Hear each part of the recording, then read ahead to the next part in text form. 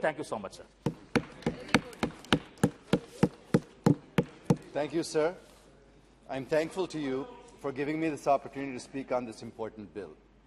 In this year of Azadi Ka Amrit Mahotsav, where we are celebrating our human accomplishments, I feel the time has come not only to celebrate but also to resolve today that we will leave no stone unturned to protect, preserve, and enhance our natural heritage in this Amrit Kal.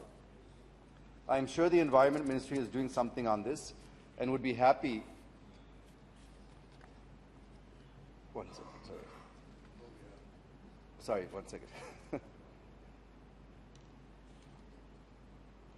And would be happy if the Honourable Minister shares with this House what his ministry is doing to protect, preserve and enhance our natural heritage, biodiversity, and what plans it has for these in this Amrit Kal. Sir, the House should feel proud, rather the entire country should feel proud, that in spite of India having just 2.4% of the world's landmass, we are contributing more than 8% to the world's biodiversity. India has more than 90,000 varieties of fauna, 45,500 of flora, and home to 4 out of 35 world biodiversity hotspots. But at the same time, if we don't act or become blind to what is happening during the last 20 to 25 years, our advantage in our conservation story would become a sad story indeed. I'm saying this because we are one of the top 20 countries in wildlife trafficking as well. We have seen nearly 25 species of fauna and flora become extinct, and more than 100 species are currently endangered.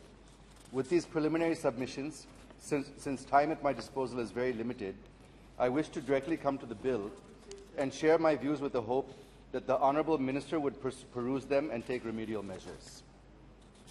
First, I come to Clause 3 of the bill, which talks about invasive alien species, whose introduction or spread may threaten or adversely impact wildlife or its habitat in our country. I welcome this. Here I wish to bring to the notice of the Honourable Minister one study which indicates that India is losing nearly $100 billion every year due to invasive species, sir.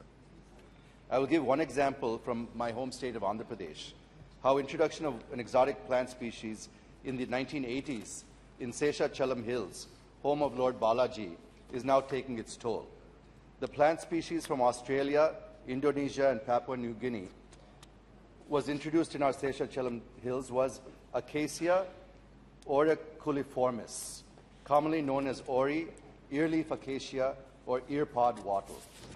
It has disturbed ecological balance in Chittoor, Kadapa, and Nellore districts of Andhra Pradesh. Now we have to replace it with native species. Otherwise, the entire biosphere of Seshachalam, which is home to several endemic plants like red sanders, cycas, etc., would be destroyed. So Clause 3, which deals with it, is a good move, sir. But at the same time, this clause is silent on native Indian species which have invasive qualities.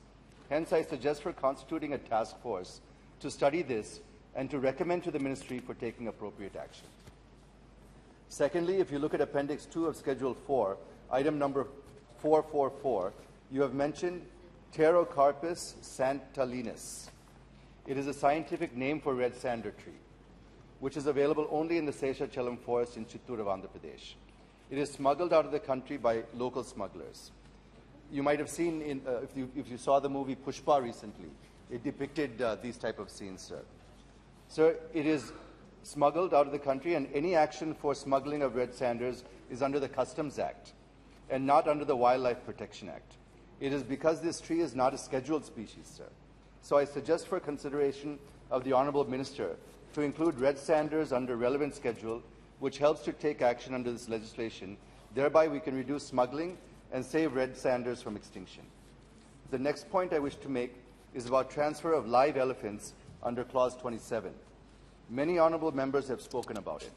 I am with the government when elephants are sold or given for performing some rituals at temples.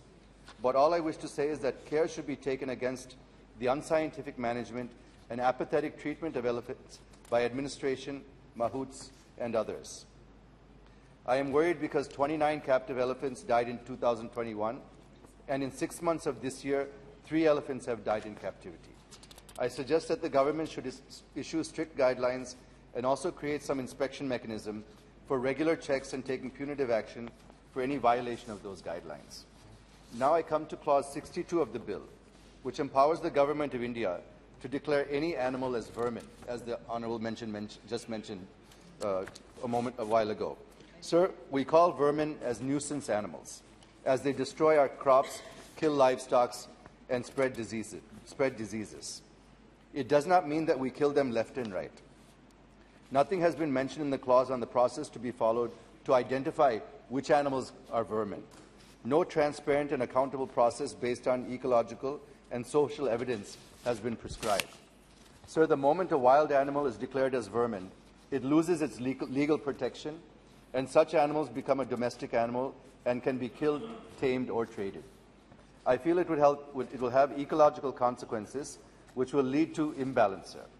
Secondly, even the Supreme Court in Animal Wildlife Board of India versus A. Nagaraja case in 2014 categorically held that every species has the right to life and security with some intrinsic worth, honor, and dignity.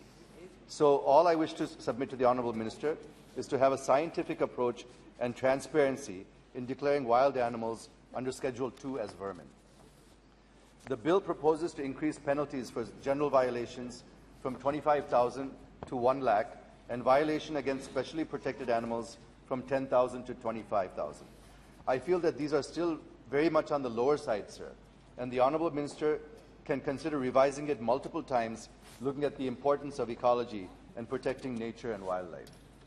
Sir, the next point is the one on which this entire bill is placed, and it is the Convention on International Trade in Endangered Species. We joined this convention in 1976, sir, 46 years ago, and this convention mandates parties to take suitable steps to enforce its provisions. And we are implementing this in 2022. What are the reasons behind this enormous delay may kindly be explained to the House. Sir, these are some of the points I wish to bring to the notice of the Honourable Minister. Please conclude. Hope that he would act on them accordingly. Let us give a simple message to the country, sir. Let every citizen of this country love and conserve our amazing wildlife and biodiversity. Thank you very much, sir. Thank you.